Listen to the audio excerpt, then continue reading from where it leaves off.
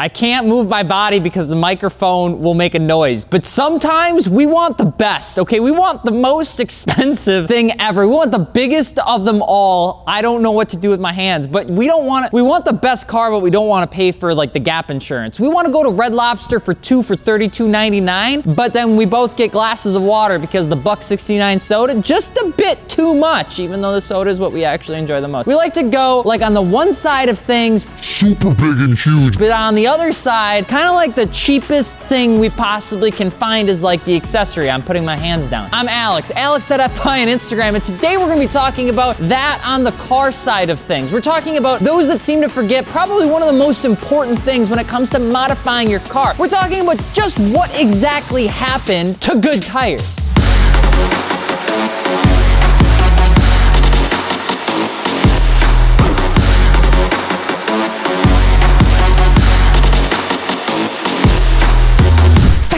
No microphone issues? Woo! All right, let's go. That's a good thing to hear. Welcome to Fitment Industries. Hello, I'm Alex. And if you're looking for aftermarket wheels, tires, or suspension for your car, and you got a little extra tax season cash, you know what I'm saying? Be sure to pick them up from us at fitmentindustries.com. We also mount, balance, and ship wheels and tires together so you don't have to go to the tire shop, which saves you money, time, and hassle. That's the value prop. Anyway, and if you're running low on thinking about ways that you want to modify your car, be sure to check out all the rest of the videos out there on the YouTube of Fitment Industries. I watched some old videos of like 4 years ago when I was sitting in our old shop, and it was just uncomfortable to watch, but hey, there it is. Tire businesses have like existed for ages. Michelin started by making bicycle tires. Firestone was making buggy tires, and BF Goodrich for pretty much all else. I mean, it never really was like, it's been around for 120, 130 years, and you know, just so you know, BF Goodrich, they were the first tire company to take a car across the United States in 1903. You can take that home with you if you'd like as like a fun fact. Take that as you will for on Who Wants to Be a Millionaire. All right, the tire production world then just exploded in the 20th century. I mean, really, if you're somebody that enjoys a good story, the 20th century in terms of innovation around automobiles, mechanical engineering, and technology were huge. And all the accessories and the parts and components needed to grow with that industry exploded with it, including rubber production. Going from buggies to sedans, station wagons to coupes, I mean, tires had to evolve with them. The tires of 1900, not the tires of today. The ranges of cars got longer as the gas tanks got bigger and fuel efficiency got better, and everyone was living large. And with the living large mentality of cars getting bigger and badder, tire companies started to elevate what they were making for people as well, because they had to make better tires. It wasn't really a want, it was a need. And tires were not really the cheapest thing in the world. Tires had to improve their technology and use ways to improve their mileage, whether that was done through siping, whether that was done through making it a quieter ride so that you can blast your tunes in your 1956 Chrysler. There are things tire companies needed to do to stay up to par. And while the world wasn't completely aware of the total work that actually went into tire production, because sometimes it can be a little bit of a stinky mess, it didn't really matter because of the wars and the innovation within the automobile industry as a whole. Everybody in the 20th century, big rubber people. They were really big rubber people. They enjoyed tire production, okay? If you wanted to get into money, you got into tire production. And even though there was increased competition as the market space grew, the competition was still relatively in the same space. They knew each other, all right? They competed with each other, but everything was relatively well known and fine in what I would probably deem healthy competition. Sure, there was a little bit of riff-raff taking a bath in different high-end tire productions, but for the most part, people still knew who was running what. And that does keep competition healthy because it keeps it moving forward where the consumer still gets a win. But as the competition started to increase, another player really entered into the competition. They came across the way and absolutely began to decimate the market that no one was really ready for. The name of those companies is probably what you know as well as I do, which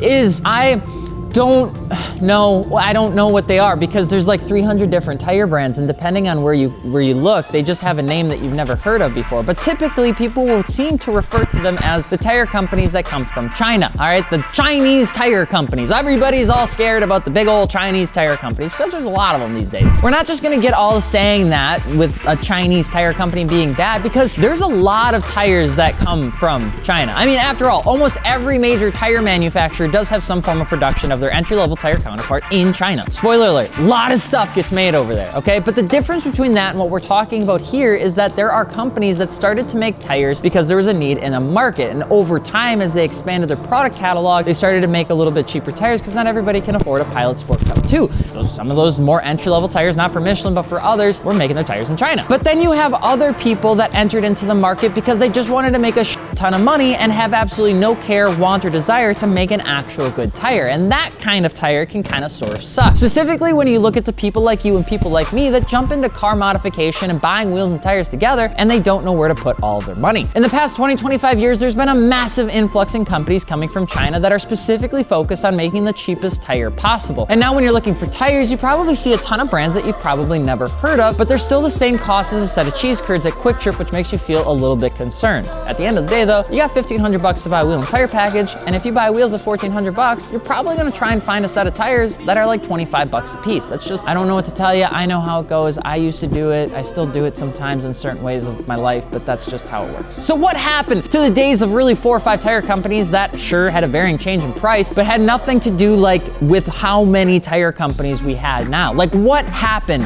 to just a few of them? And why are there so many right now? Well, that's a good question. Oh, Sony A7S3? Sony A7S3. Confirmed. There's a ton of information around this, but you've got a lot of companies that started to import tires as the demand of passenger vehicles increased over the past few decades, specifically in the United States. We are one of the few countries that has a monstrous amount of infrastructure built around highways and roadways. So you've got like the Zhongqi Rubber Group, you've got the Sailun Tire, you got Linglong Tire, which is actually a really funny name because I don't know why, I laugh, it rhymes, it looks, I don't know. You've got Triangle Tire, Double Coin, and more. Congratulations, you now know more tire companies than you've probably ever heard of before, and it doesn't seem like anybody knows that these tire production companies even exist. Some of the factories have found ways to find a way to mass produce tires utilizing the necessary minimum requirements of what a tire is needed to get exported and sold into the United States, and then they just started absolutely cranking them out. And because international tire production is easier to do because of the environmental gaps versus here and overseas, you have regulation differences in terms of how you can sell and buy product and raw material and more. It really has started to shift the production facilities of even those Italian, German, and US-based tire companies to get their stuff made in China. It is important to note that just because a tire comes from China, that does not inherently mean that they are bad. The production location doesn't mean that they're bad. There are Chinese factories that still have state-of-the-art technology. They're still paired up with companies that have been around for 120 years. They still care about the same stuff that you would if the company was in